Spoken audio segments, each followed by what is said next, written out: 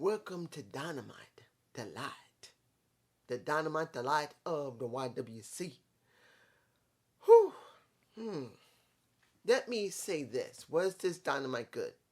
Most people say it was excellent. I'm somewhere in between because there's simple questions for me personally. I'm not saying they're bad questions and that Dynamite is terrible. I'm just questioning how far they're going to go and will this work. Opening is the Owen Hart tournament. And you got Samoa Joe just... I'm not going to be putting any images in this because I want to get this out as quickly as possible. Because I want to try and see if people care more about no images than to put the intro and the images in. I'm just kind of curious. We got Johnny Elite. Johnny Mundo, Johnny Impact, Johnny SmackDown, Johnny Morrison or John Morrison. Now we got Johnny Elite. I don't know if he's signed. Maybe he is. Maybe he isn't. Maybe this is just showing up to see how it is. And does his toes feel good in the waters of AEW, or should he go back to Impact? Because he has been in Impact, you never know. This was the second hardest hitting match on the entire card for me personally. It was the first most hard hitting, and it was a good opening. Now, I'm not going to tell you that this was a perfect match, because Johnny kind of looked a little sloppy. But I will say this, that I'm curious to see, is he going to be showing up on Dynamite again, Rampage, or is he going to be doing just this one off, and that's it? I don't know which one it is. You guys can tell me below if he's signed or not. I have this feeling that this could be a one-off. I don't know. Even though they said this is his AEW debut, does not mean he's signed. He could have a 6-month contract, or he may just come in for a couple of tapings to see if he likes it or not. I don't know. In the end, Joe wins. He gets attacked by Singh, Duff, Lethal, and pretty much they're trying to sell that he gets nailed in the shoulder by a pipe by Sanjay Duff. You wonder how far he's going to get into this tournament. It wasn't bad. Now, Takaska versus Hangman Page. And you got CM Punk on commentary. I don't know if I'm pronouncing the guy's name correctly. He looks interesting. But here's the problem when it comes to Japanese wrestlers. Every single time when they're shown on American television, they give them the same simple... Let me get to the match. Was it a good match? Yes, it was. The commentary from CM Punk was actually very good. It goes along with him trying to say, look, I'm not against Page, but you can see that he pays more attention to me than he is in the match. And the match was a good match. Takaska. I'm pronouncing his name. I'm botching it. I'm so sorry. I'm bad with names. I've always been bad with names. But I will say he did a good job. And in the end, you got to stare down between the two guys that will be facing each other double or nothing. It's a good thing to see. And seeing that they're saying that Hangman Page has a little room in his skull that CM Punk is renting out. Well, renting in. He's basically paid to rent in that room. You wonder how much more they're going to do up until 29. I'm very curious to see who are they going to put up against CM Punk next or Hangman Page, or will they leave it, which would be the wisest thing, and not let them have any matches and try to do more in the ring by talking, or a backstage segment where they be more, I say a little more real. I don't know, but you guys tell me below how you feel about it. Now,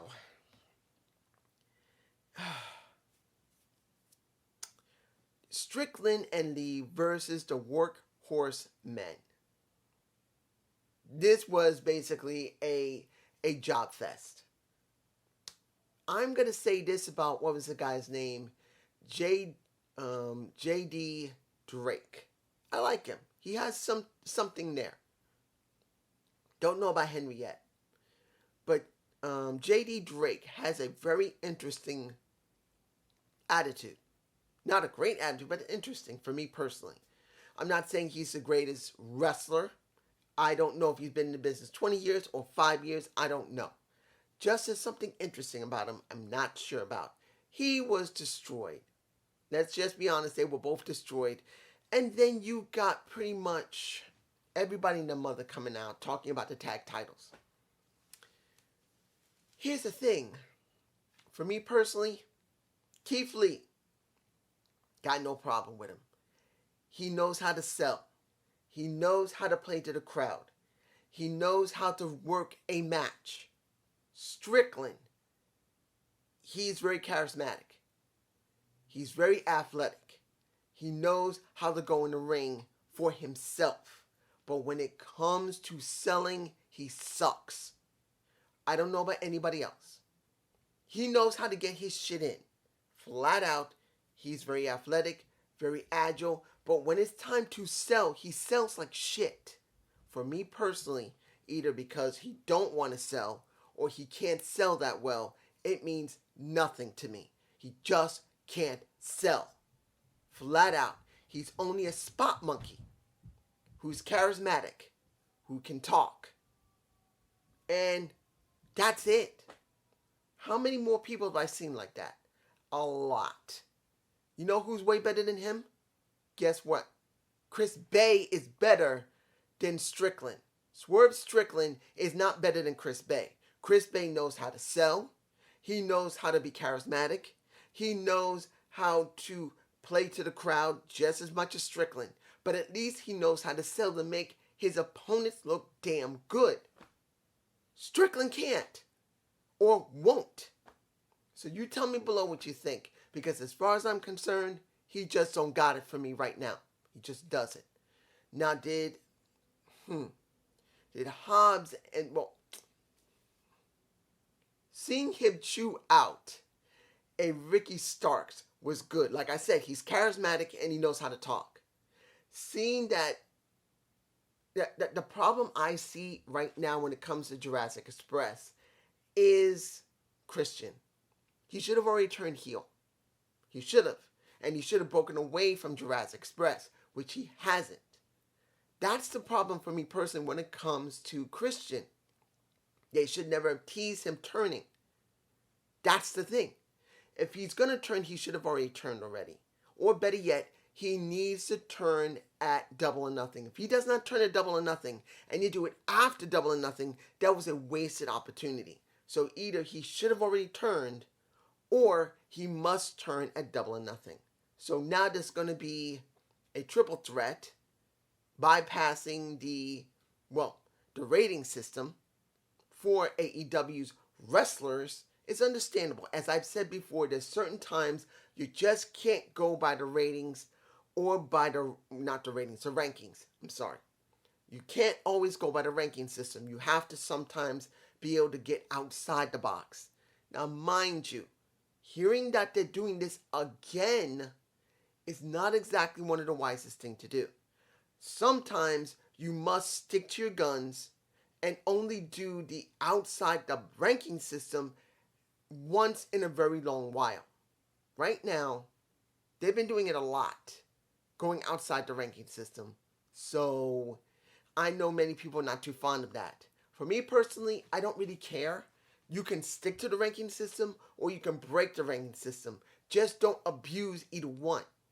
If you overdo the ranking system, it gets boring. If you overdo breaking the ranking system, it gets boring and tedious and it's stupid.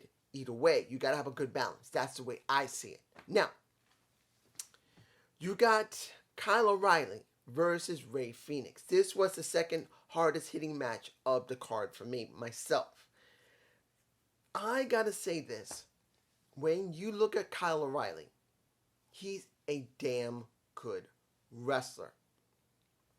Problem is, as a damn good wrestler, doesn't always translate outside the ring. That's the reason we got Bobby Fish and you got pretty much Adam Cole. When he's by himself, he's not special. That's the problem with some wrestlers that are like him. You got to remember, even when it came to Kurt, Kurt had to learn to be charismatic because he wasn't 100% charismatic. He had to learn it. When it comes to Kyle, from what I can see, he has a little bit of charisma, but he really needs to be a little bit more. For me personally, I see him as a great wrestler, but as a great character, he don't got anything. Now, I know many people are going to say that's how he works. You should accept it. No, I don't. I don't have to accept anything. I'm just telling you what I see. And as for my own personal preference, also covers most people, not everyone. There are many who find him perfectly fine as he is. But for me personally, he needs to have a good balance. That is what a real professional wrestler is. A decent balance of everything in the 5 tools. Not perfect, but as balanced as you can get. Now, he did win the match over the Rey Fenix, which makes sense. Rey is still working with Death Triangle. They got to do something. Now, you see Fuego del Sol dealing with the House of Black, working with the Dark Order. Then you're going to wonder what's going on with Death Triangle. Are they going to still face Dark Order? Are they going to face now the House of Black? Are they going to team up with Dark Order to face the House of Black? I don't know. I don't think so. But it's a big question. Where are they? That's just me. Here's the match that I know there were some people that, cheered for it.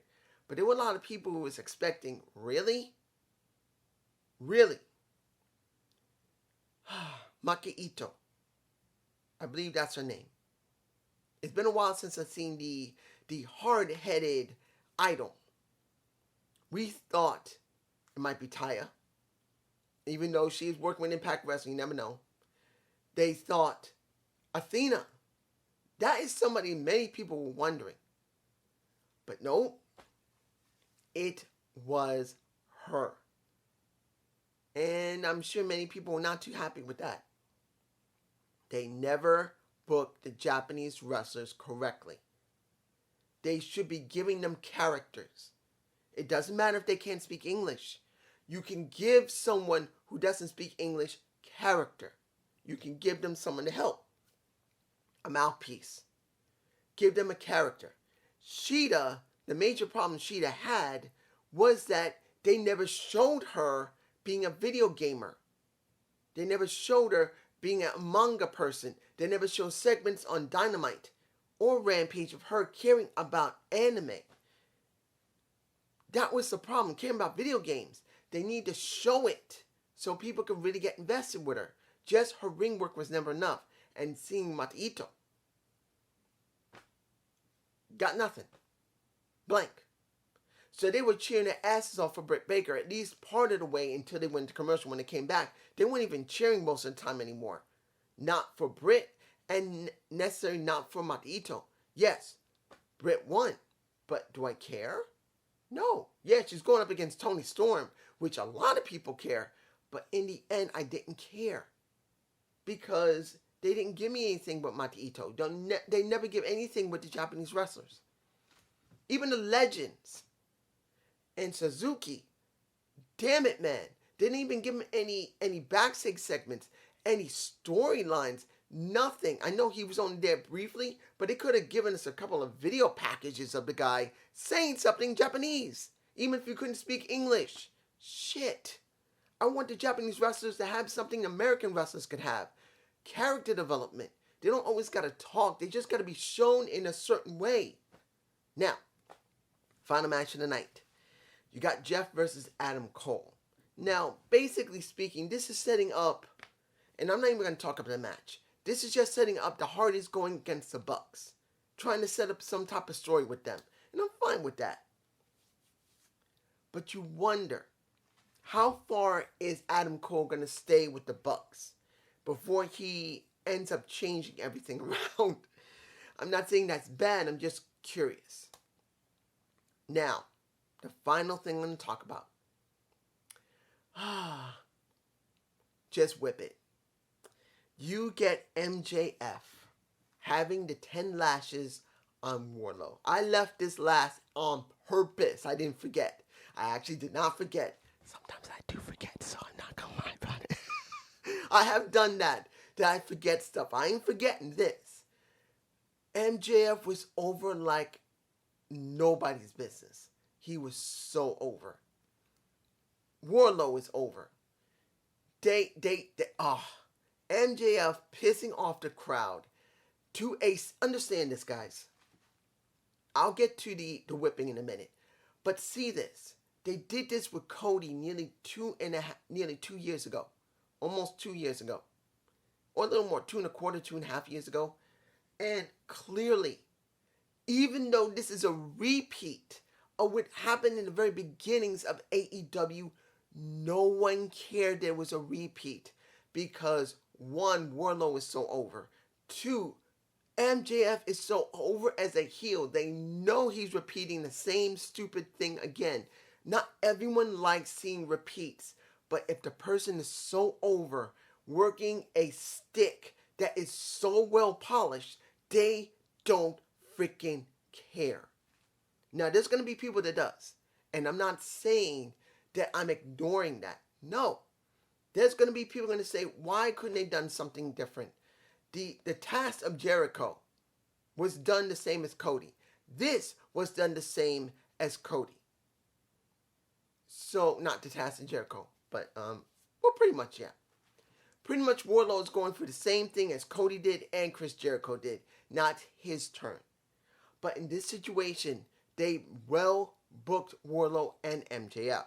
And yes, no one wants to see a repeat. In a sense, this has been done 3 times, even though this is now only the second whipping that's done on AEW in this type of format, in this type of story. Yes, but still done pretty well. But I can understand why people are going to say, I don't give a fuck about this. This is no better than WWE. I can understand you. I hear you. But understand this. Warlow's over. MJF is over. Even to a certain extent, you look at Shawn Spears, even though he's done almost nothing other than just wheel the chair around and be basically the coat boy of an MJF, he's over as well. People see him, see MJF, and see Warlow. That's good. Now, was the whippings good? Yes, actually. Compared to Cody, you got Warlow, who made the decision to stand there chained and locked up and pretty much made it very clear, this is about me not giving him any satisfaction. So the first hit he takes to the back, he goes, waits. MJF gets pissed off. Does it again. What happened? You don't like what happened? Pretty much, he takes at least 2 shots and truly pisses off MJF to the point where he takes off his dress shirt. Again, takes off his top. He is so pissed, he starts whipping him 6 more times. Before you got Shawn Spears, no, 7, not 6 times, 7 times he whips him. Shawn gets a shot in. Then I believe MJF gets 1 more shot, or Shawn Spears gets a 2nd shot, which did give, no, MJF did get the 8th shot in. Not, is it the 9th shot or the 8th shot? The 9th shot in.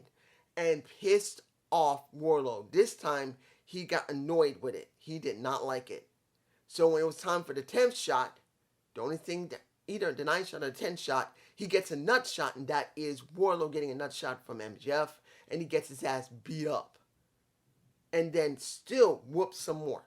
And now, I think it's next week, he will be going up against Shawn Spears in the steel cage, where a MJF is a special guest referee. Was this a good show? That made the show very good. That segment with the whipping. It was good. For me personally, I enjoyed it. What about the rest of the show? Certain things were done well. You see Statlander dealing with Red Velvet, and then you see a little bit of the baddie section coming out. Seeing a little bit of a Miss Cargill telling a little bit of Statlander, you are nothing. She's been playing with you all this time, but now she ain't playing no more because she got me as her leader. You are nobody. Walks off. I still hope that you see more Red Velvet showing more attitude and more Kira Hogan showing more attitude, as I told you guys. And I know people want to say, why don't you deal with it? It's going well. Everyone else is liking it. No. As I told you, they can say whatever the fuck they want, everybody else. I'm seeing it for what it is. It counts on if we're going to be seeing enough of Red Velvet and Kiera Hogan on Rampage as well as Dynamite. All their segments, if it's done on Dark and Elevation, means jack shit. I will repeat it again. Anytime you see them have their moments and it's not on Rampage or Dynamite, it's jack shit. If they're only there for show, then this means absolutely nothing. Seeing Red Velvet like this is a good start for her. I'm hoping Kiera Hogan gets more as well. That they get the chance to talk, they get the chance to wrestle, and they get over. That either Red Velvet helps Kiera Hogan, or Kiera Hogan helps the Red Velvet, or you see Jade Cargill help both her girls. Because if this is all about Jade getting over and having two stooges to help her to get over, this is bullshit. Red Velvet was used and it's bullshit. Kiera Hogan would be used and that would be bullshit. All three of them must get over.